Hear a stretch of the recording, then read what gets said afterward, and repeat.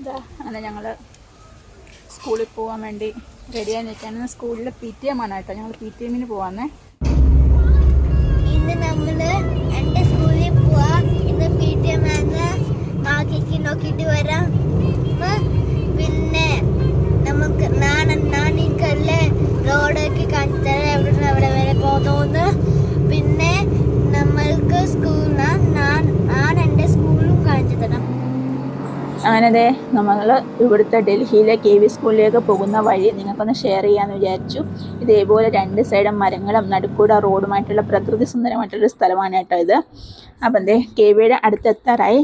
അപ്പം ഉള്ളിലേക്ക് നമുക്ക് വീഡിയോസൊന്നും അലൗഡ് അല്ല കേട്ടോ. അപ്പം ഞാൻ വെളിയിൽ ജസ്റ്റ് നിങ്ങൾക്കൊന്ന് കാണിച്ചു തരാം. KV സ്കൂൾ ഇത് പുതിയതാണ്. ഇതൊരു 4-5 വർഷം ആയിട്ടേ ഉള്ളൂ ഇതിവിടെ തുടങ്ങിയിട്ട്. അപ്പം നമ്മളിവിടെ ഓൾറെഡി 3 വർഷമായി. അപ്പം ഇതാണ് കേട്ടോ സ്കൂള്. ഇത് നമ്മുടെ വീട്ടിൽ നിന്ന് ഒരു 6 കിലോമീറ്ററോളം ഡിഫറൻസ് ഉണ്ട് കേട്ടോ. പക്ഷേ ട്രാഫിക് ഒന്നും ഇല്ലാത്തതുകൊണ്ട് നമ്മൾ പെട്ടെന്ന് തന്നെ എത്തും. അങ്ങനെ ഞങ്ങൾ നന്ദുവിൻ്റെ സ്കൂളിലെത്തിയ സ്കൂൾ കാണിച്ചു തരാം.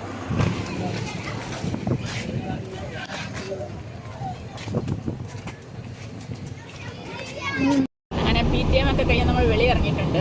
മാർക്ക് നന്നായിട്ടുണ്ടോ നിനക്ക്? എല്ലാതും നല്ല മാർക്കുണ്ടോ? ക്രിയേറ്റീവ് റൈറ്റിംഗ് ഒക്കെ എന്തെന്ന് എഴുതിയത് നന്ദു? നിനക്ക് ക്രിയേറ്റിവിറ്റി കൂടിപ്പോയാ? അതിനകത്ത് ടോപ്പിക് ഉണ്ടായിരുന്ന ക്രിയേറ്റീവ് റൈറ്റിംഗ് എഴുതാനുള്ളത് ടോപ്പിക് ഉണ്ടായിരുന്ന ആ ടോപ്പിക്ക് ഞാൻ പഠിപ്പിച്ചിട്ട് നീ എഴുതിയില്ല. നീ സ്വന്തമായിട്ട് നിന്റെ ക്രിയേറ്റിവിറ്റിയിൽ എന്തൊക്കെയോ എഴുതി വെച്ചിട്ടുണ്ടായിരുന്നു. 1-2 മാർക്കൊക്കെ കിട്ടിയിട്ടുണ്ട്. 5 മാർക്കിന്റെ ക്വസ്റ്റിന് 4 മാർക്ക് ഉണ്ടായിരുന്നോ? അങ്ങനെ എന്തോ പറഞ്ഞ പഠിപ്പിക്കാൻ എടുത്തുമ്പോ എനിക്ക് ക്വസ്റ്റ്യൻ പേപ്പർ 2 പേജേ ഉള്ളൂ. എന്തോ പറയുന്നേ?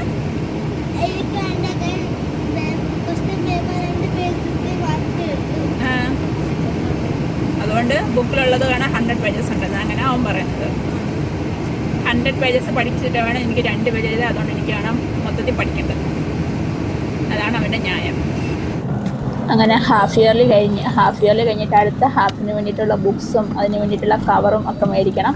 അപ്പോൾ അത് മേടിക്കാൻ വേണ്ടിയിട്ട് നമ്മൾ പോവുകയാണ് കേട്ടോ. അപ്പം അത് അവിടെ നിന്നും കൂടെ കുറച്ച് ദൂരോട്ട് പോകണം നമുക്ക്. അപ്പോൾ അത് മേടിക്കാൻ വേണ്ടിയുള്ള പോക്കാണ്. അപ്പോൾ അത് പോകുന്ന റോഡിൽ രാവണനെയൊക്കെ കത്തിക്കാൻ വെച്ചിട്ടുണ്ട്. അതും കൂടി ഞാൻ കാണിക്കാം. അങ്ങനെ നമ്മൾ പോകുന്ന വഴിക്ക് രാവണനെ ഇപ്പം എവിടെ നോക്കിയാലും റോഡിൻ്റെ എവിടെ നോക്കിയാലും ഇപ്പം എന്താ പറയുക നവരാത്രി മയമാണ്. ചിലയിടത്ത് പാരായണങ്ങൾ നടക്കും, ചിലയിടത്ത് ഇവിടെ മേളയൊക്കെ നടക്കുന്നുണ്ട് കേട്ടോ. അങ്ങനെ മേള ഉണ്ടാവും. ചിലയിടത്ത് ഇതേപോലെ ഇങ്ങനെ പണിഞ്ഞു വെച്ചിട്ടുണ്ടാവും രാവണനെയൊക്കെ കത്തിക്കാൻ വേണ്ടിയിട്ട്. ഇങ്ങനെ ഓരോരോ സമയത്ത് ഹാഫ് ഇയറിലേക്ക് വേണ്ടിയിട്ട് ബുക്ക് കവർ പേപ്പറും എല്ലാം വാങ്ങിയിട്ടുണ്ട്. പോവാം. ബുക്കൊക്കെ മേടിച്ച് നമ്മൾ ഇറങ്ങിയപ്പം കുറച്ച് ഷോപ്പിംഗ് കൂടെ നടത്താമെന്ന് വിചാരിച്ചു. അങ്ങനെ നമ്മൾ ഇവിടേക്കാണ് കേട്ടോ വന്നത്. അപ്പം എല്ലാവരും കൂടി ഉള്ളത് കൊണ്ട് നമ്മൾ വിചാരിച്ചു കുറച്ച് ഷോപ്പിംഗ് ഒക്കെ നടത്താമെന്ന്.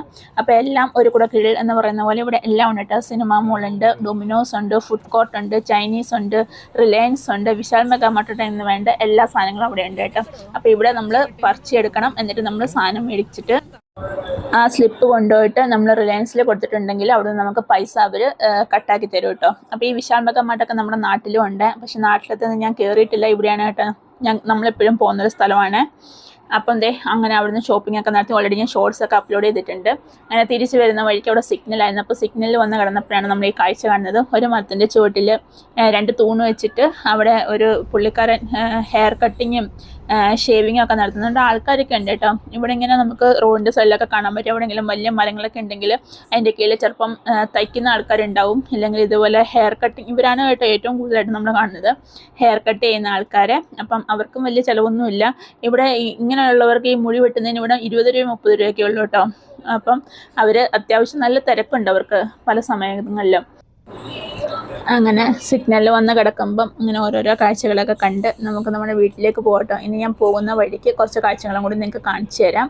അപ്പോൾ നമ്മൾ പോകുന്ന നമ്മുടെ റെസിഡൻസിലേക്ക് പോകുന്ന വഴിയാണ് കേട്ടോ ഇത്. ആ വഴിയിൽ ഇപ്പം മെട്രോയുടെ പണിയൊക്കെ സ്റ്റാർട്ടായിട്ടുണ്ട്. അപ്പം നമുക്കിവിടെ അടുത്ത മെട്രോ റിട്ടാലയാണ് കേട്ടോ ഉള്ളത്. അത് ഇവിടുന്ന് ഏകദേശം ഒരു 10 കിലോമീറ്ററോളം ദൂരെയാണ്. ഇപ്പം ഇങ്ങോട്ടേക്ക് മെട്രോ സ്റ്റാർട്ടാവാൻ തുടങ്ങിയിട്ടുണ്ട്. അപ്പോൾ അതിൻ്റെ പണിയും കാര്യങ്ങളൊക്കെ ഇവിടെ പ്രോഗ്രസ് ആയിക്കൊണ്ടിരിക്കുകയാണ്. അപ്പം നമ്മൾ 3 വർഷം ഇവിടെ വന്നിട്ടെങ്കിലും ആ സമയത്തൊരു എന്താ പറയുക ഒരു പട്ടിക്കാട് പോലെ ഒരു സ്ഥലമായിരുന്നു. ഇപ്പോൾ കുറച്ചൊക്കെ ഡെവലപ്മെൻ്റൊക്കെ ആയി, പുതിയ ഹൈവേ ഒക്കെ ആയി.